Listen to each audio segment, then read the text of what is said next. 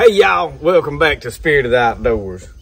I'm just, for the last few days, I'm basically just doing some videos on everyday life, talking to the camera while I'm doing whatever it is I'm doing. And I get to talking about things that's on my mind a lot of times. Today I'm just putting up some corn. I'll be honest with you, a lot of my corn is not doing real well. I didn't get my hands on any triple 13 fertilizer this year. I fertilized everything with 688 because that was all they had when I went to buy fertilizer. Now they did eventually get some. It wasn't like it was like hen's teeth or nothing. So it was there to be got later on, but I had done bought what I bought, afraid that they wouldn't run, and I used it. Well, the 688 didn't produce in the corn as well. And then obviously I do a lot of experimenting, and the no-till with the corn didn't work out for me. I did hand plant 2 rows, one of peaches and cream, one of the golden bantam I showed you. And they done well, really. If we'd have got enough rain, they would have done exceptionally well. But the squirrels, I'm fighting the squirrels over it now. So, and they've got a good bit of it. They ain't got enough like to put me out of business or nothing, but they've gotten enough to make it aggravating. But anyway, that's neither here nor there. We're going to have plenty of corn. This is some my dad grew. My dad puts triple 13. He comes along in side dresses with, and I think there's a squirrel just run up a tree. I'm right here below my corn patch. I'm shucking this, throwing it in my compost. But my dad, he side dresses with ammonia and puts triple 13 to begin with. But now my dad believes in putting triple 13 under everything. I did it under peas one year, and the vines just got so unruly I couldn't hardly even pick the peas. The vines were so I'm brushing these silks out. I try to tell what I'm doing as I'm telling my story. I'm brushing these silks out, keep them out of my corn, and I just laid me a board up here to cut this on, and then I can rake it off in my. But my dad, he puts triple 13 under everything, and his plants all look better than mine, really. But I did discover that golden bantam does well. It does better earlier in the year. Next year, I'm going to plant the golden bantam, like a patch of it, and then I'm going to come back later and plant another patch of the peaches and cream. And of course, with my trucker's white corn and my shoe peg, it don't matter because it can come up long as it mates. It can come up all together. I'm drying it and using it for chicken feed and cornmeal and whatever else. And this corn's got some worms in it.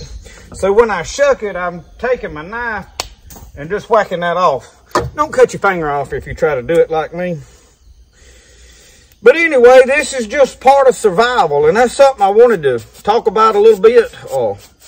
I have talked about this when I was saving seed, when I was doing other things. I have discussed the survival mentality.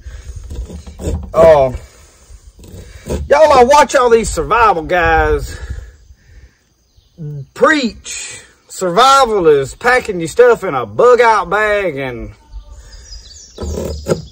where you going? Where are you gonna go? When you pack a bug out bag and you've got everything that you think of as survival in there, where are you going? And they plan on living out of this bag because every one of them, they got this kit that these top few people all pushed for years, and now everybody does the same thing. And you got a bag with a tarp or a tent or a poncho liner, and you got a, sleeping bag, and you got a canteen you can cook in, and you got this survival bag. This is my bug out bag. where are you going? I really want to know, where are you going to go? Because if you're in a city, I get it. You better get out of there. But here's the deal. If you're in a city, you should have done got out of there. If you're really a survival and a prep and you thinking about, I want to make it, you should have done left the city. Wait until things get bad. Now I get that there's something happened wherever I'm at and I've got to go. But y'all, everybody I have ever seen that left a hurricane, a tornado area, a fire where there's wildfires, all these natural disasters, all jumped in a vehicle and drove off. I mean, if they ain't no fuel, how far do you really think you gonna walk? I just don't get it, y'all. I'm like, oh no, brother, where art thou? He said, I don't get it, Big Dan. I just don't get it. And then sometimes I get put out by these guys. I'll be honest with you, I watched a well-known YouTuber, one of these survival guys, and I don't watch a lot of his videos, but I seen that he had caught a bowfin the other day. Y'all may know who I'm talking about. I'll admit, it's Sean Kelly, Corporal's Corner. He caught a bowfin, and I said, well, I'm curious. I want to see what this Yankee does with this bowfin, you know, what he knows about it.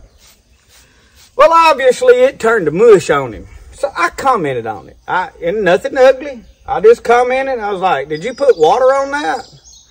He cussed me and said, did you see water? I'll never eat that blankety blank again. Whoa, fella. Just because you got a big YouTube channel, I realized real quick he's preaching survival and has no clue how to make it. Absolutely no idea how to survive and won't listen to nobody else, won't try to learn nothing new. Y'all, the key to survival is always being able to learn and always being able to adapt and saying, well, you know what? I can learn something new to somebody that may not know but one thing. But if he knows one thing that I don't know, I can learn that from him and I'm better. Now, he come at me with this attitude. I won't never watch nothing from Corporal's Corner again. I won't never support his channel. I won't never. There's no reason to be ugly to people. But I realized real quick these survival guys are clueless. They're clueless, y'all. But I tell you what I realized. They so good at survival because they so terrible at the outdoors in general that everything they do out in the woods feels like they just barely survive.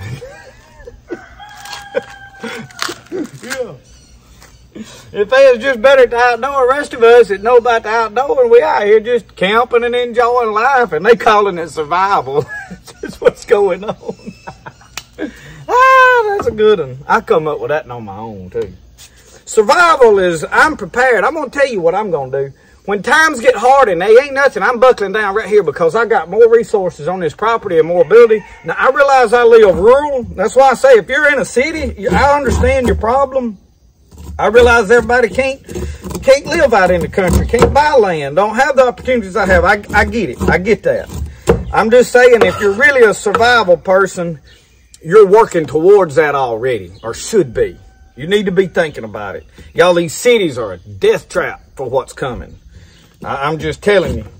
I don't know what's coming. I don't know. I ain't prophesying doom. I have no clue what's coming. But if I'm going to be a prepper or a survival, I'm going to learn skills and I'm going to learn everything I can. And I'm going to adapt. I just don't. Survival is not packing everything you got in a bag and putting it on your backpack and run off. What you going to do? Leave your family sitting at the house by themselves? You can't support a family out of a backpack, folks. It ain't going to happen. It really disturbed me and it really aggravated me when this guy, I was just trying to pass on some useful knowledge that was obvious that he could have used. I know enough about bowfin and grinnell that he didn't have to tell me there was one or two things happened to that grinnell. When he picked it up and it was just mushy, he either let it die and left it laying there dead in the heat for a little while, and it don't take but 30 minutes to an hour, y'all. And that grinnell will turn to mush. Or either he took it down there to that creek or took his canteen and poured water on it to wash the blood off of it. And it don't take but a little bit of water. Now, you can put some water on there and immediately go to cooking it, but you can't wash it off and then lay it down over there while you get your fire built. It ain't going to happen. And I knew that. I knew. He didn't have to tell me. He didn't have to get smart me and tell me that there wasn't no water put on it, because I know good and well he probably was.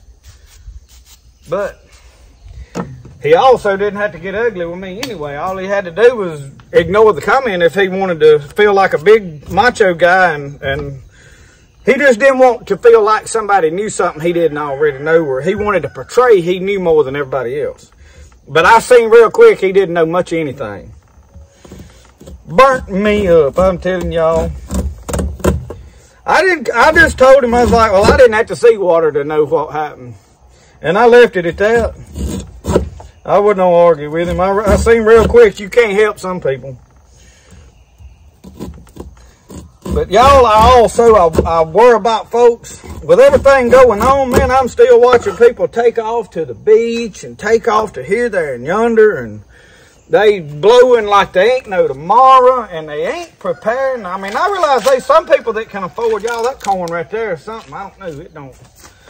Didn't look good. I realize some people's got enough money, they can go to the beach and all that, and they still putting up, preserving, and some of them's working hard enough. I ain't saying you can't go on vacation, but I'm watching people still buying new stuff and buy, you know, like, what world are you living in, Paul? I don't. So y'all, survival. That's what is survival. Survival's being self-sufficient. If they ain't nothing I can go get nowhere, no fuel, no nothing, can I cook? Do I have food to eat and water to drink? Main things. Because I'm not gonna need a backpack with a tent in it. I got a house right here. Oh, I mean, I've been prepping for years. I've paid for everything I got. I don't, you know. Now, how am I going to work and pay land taxes? I don't know. You know, the government may come run us all off our places. I'm probably going to fight over mine, but I've seen these guys packing these backpacks, and I'm like, they've already got a run mentality, a flee and a flight. And, you know, you don't get nowhere by running. If everything goes bad, I'm not leaving this place. I mean, unless it's burnt on fire. But if that's the case, I'm going to grab what I can grab, get in the truck, and move to the neighbor's house till I rebuild. Or, I mean, you know what I'm saying?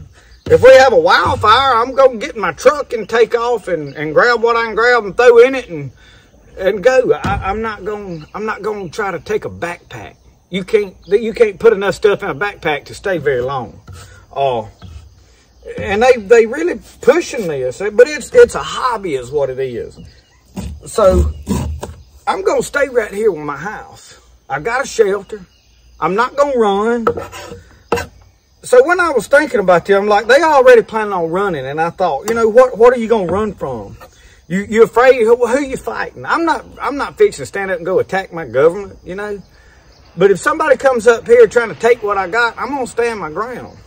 I thought about it in 2 Samuel, I think it's chapter 23.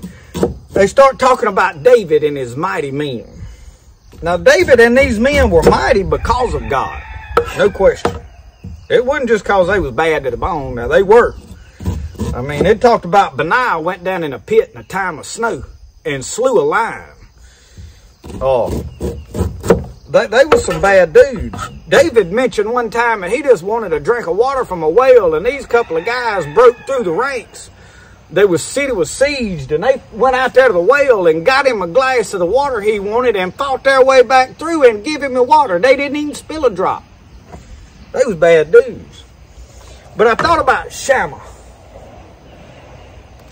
Y'all, it talked about Shammah, said that he stood his ground, said they was a troop. Now, a troop in those days was a good many folks.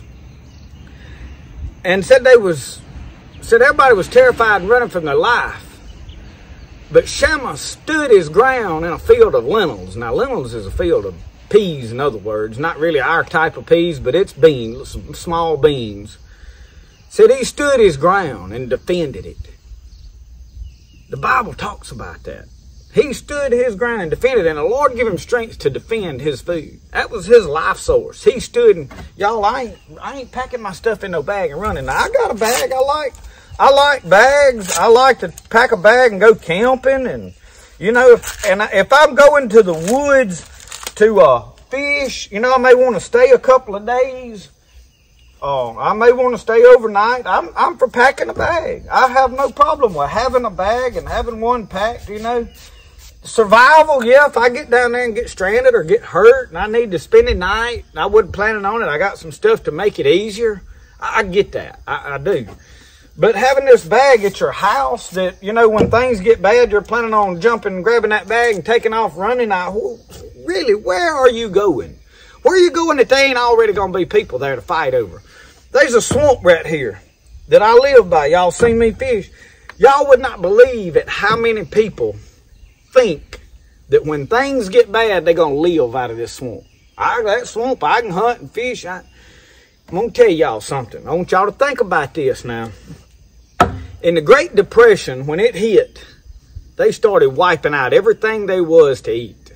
And y'all, there was a whole lot less people during those days than they are now per square mile. Way more now. My daddy and them has told me about the first deer that they saw in this part of the country was around the late 50s, early 60s. There was no deer. And they didn't even know, they seen a track, man. If they seen a deer track, they went to gathering up dogs and went after it. And they eventually populated this area. Y'all, if things get bad here, well, we've got to try to survive out of this swamp. After one deer season, they won't be you wouldn't be able to find a deer or nothing down there, but you just couldn't do it. They'll be gone in 6 months. So you better think about this. What you gonna eat when it gets bad? Well, I just got that off my chest. I just wanted to rant about that, I reckon. I don't like that word rant. I like to say I griped about it. That's what my daddy says. Son, quit griping. I like to gripe every now and then. But anyway. I got some corn right here. I may show you how I'm gonna cook when I ain't got no fuel to cook with. Pieces of wood I had, they're oak slats from sticking tomatoes. Little short pieces of oak.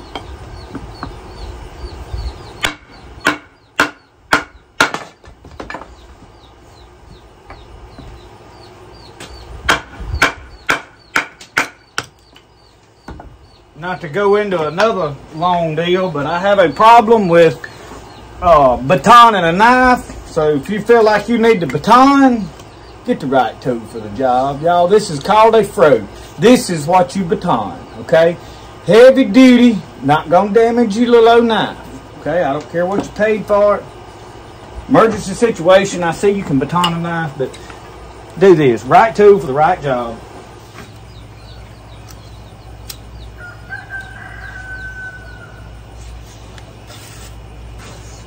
Got some small pieces of pine lighter, splintered up.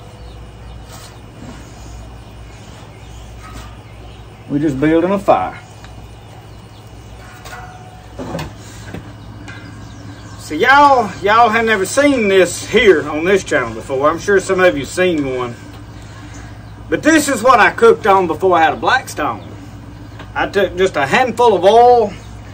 Y'all, we are extremely hot with just a dab of wood.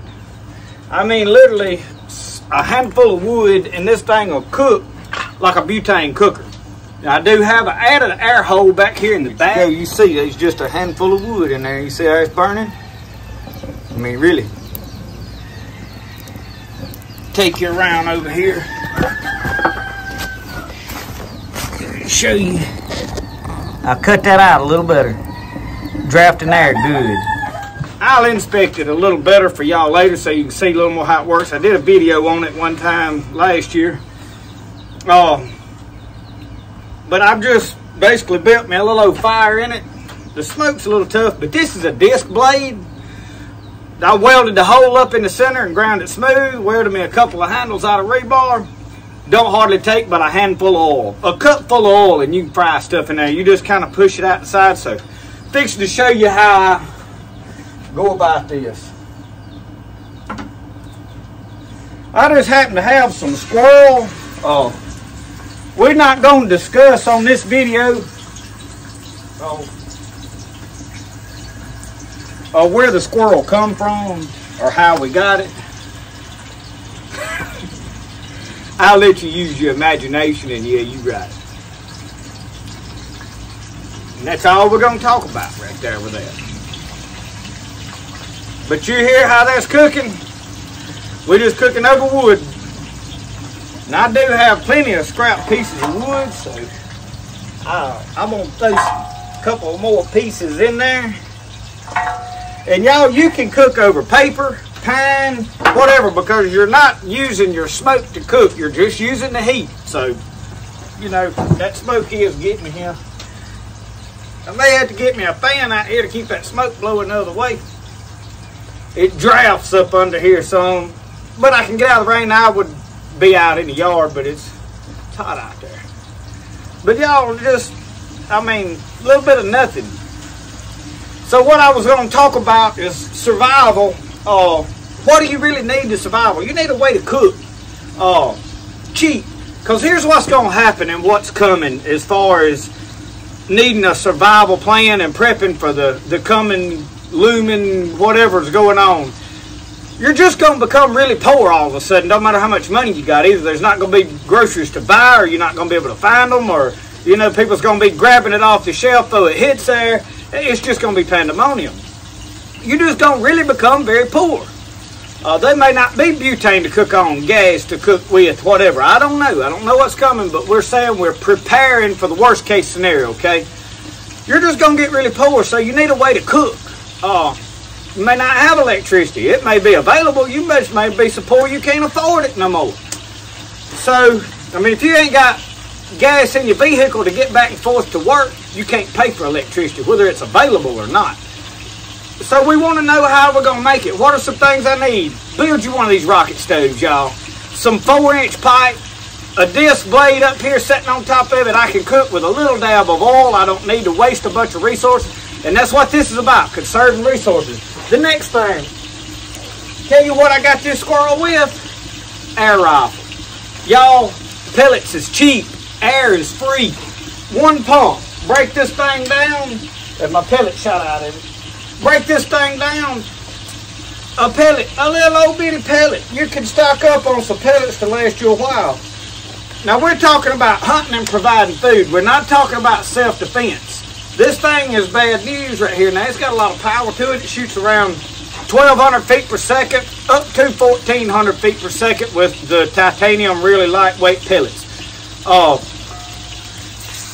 I would suggest get one. Now we all in this game love black powder. I love black powder. Fact is, black powder can be hard to get unless you really know how to make it and make it well.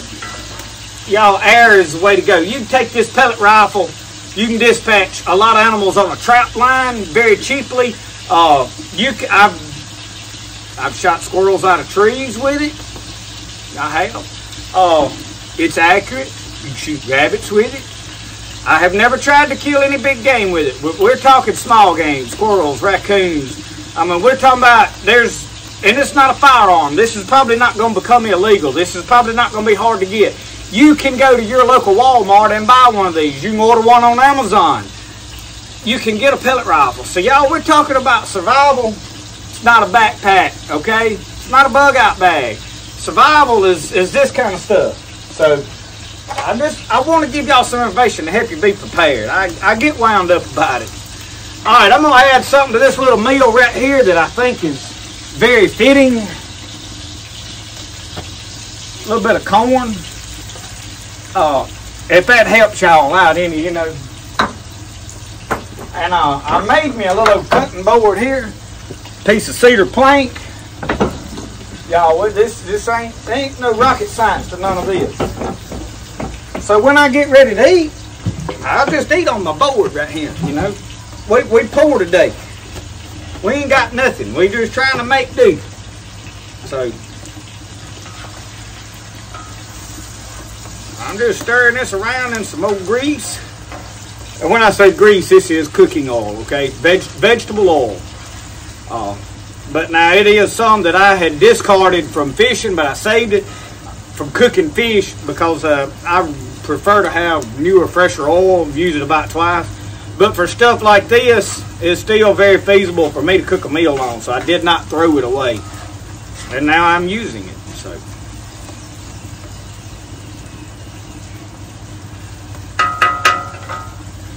But this disc blade, y'all, I took it to the welder shop. If you know somebody that's got a welder that can make you one of these, ain't a whole lot to it. You need to scrounge around, find you a disc blade. This thing we're cooking over, I promise y'all, we're gonna cook this whole squirrel over about, seriously, this much wood. Cook a whole meal, this much wood now. I'm not exaggerating. I'm not pulling your leg. I'm not lying to you. So anyway, already this video is probably longer than I intended for it to be when I started cutting corn and thought, hey, let me grab the camera and the tripod. But I'm fixing to get ready to pull this out. I don't know how done it is. I need it to cook a little bit longer. By the time that corn gets done,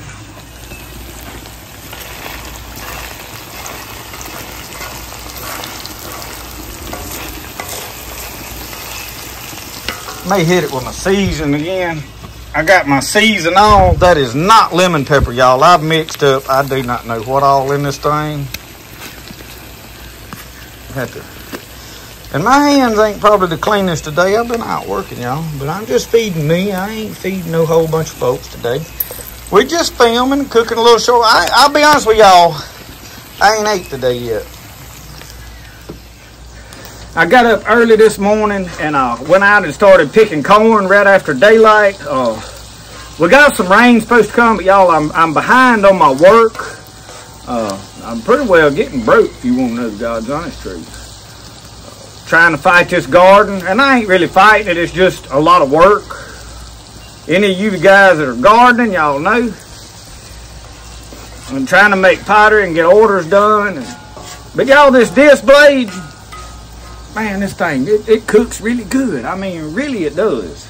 And this rocket stove, way to go. You need to have one.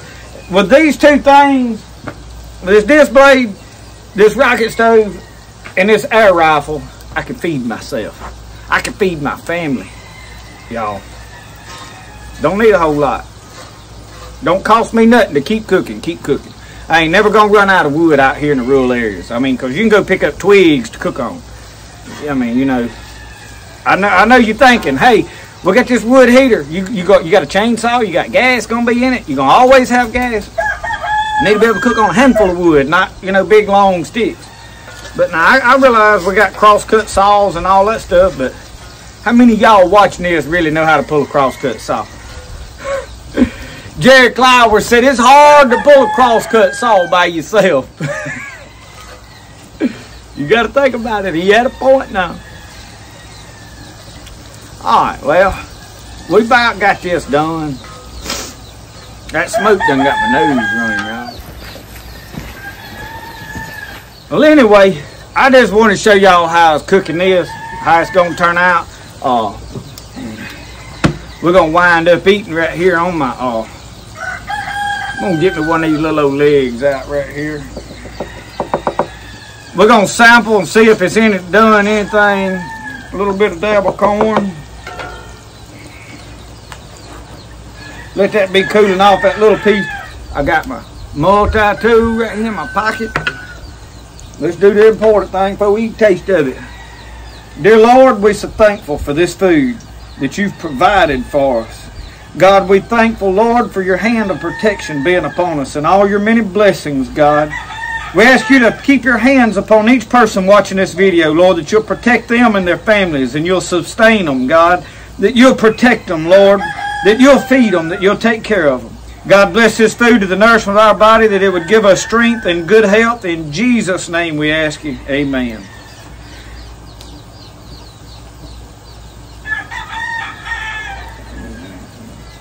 Well, probably burn all the hair off my tongue here, but oh shoot, that's good. Cook right in there with that corn.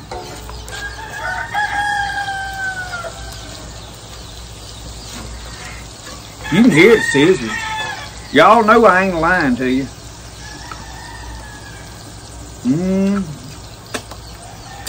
Oh, tree rat, pretty good.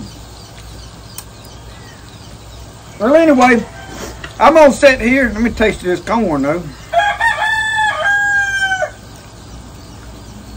Fresh corn, son. That's where it's at. Anyway, thank y'all for watching Spirited Outdoors. I hope everybody is blessed. I hope everybody's doing well. Thank y'all for watching. We'll see you next time. Remember, the best way to do things is the way you like to do it. We'll see y'all. Y'all have a good one.